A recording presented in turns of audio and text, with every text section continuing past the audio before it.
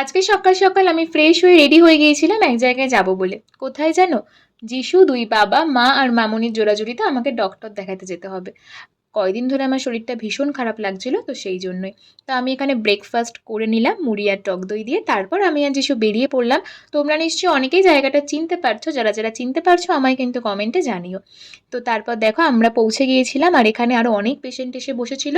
তো তারপর আমরা ডক্টর দেখিয়ে চলে গিয়েছিলাম ওই বাড়িতে, মানে আমার শ্বশুর বাড়িতে, যেহেতু মামুনি আজকে লাঞ্চটা ওখানে করতে বলেছিল। আর আমি কতদিন পর আমার ঘরটাকে দেখতে পেলাম। তো যাই হোক, তারপর দেখো মামুনি এখানে চিকেন করছিল আমাদের জন্য, আর আমার সাথে টুকটাক গল্প করছিল, কথা বলছিল। আর আমার ল্যাপটপে কিছু কাজ ছিল, তো আমি সেটাই বসে বসে করছিলাম। দেন আমি আর যিশু করে নিলাম লাঞ্চ। আজকে করেছিলাম ভাত, কলমি শাক আর চিকেন আর চাটনি দিয়ে লাঞ্চ।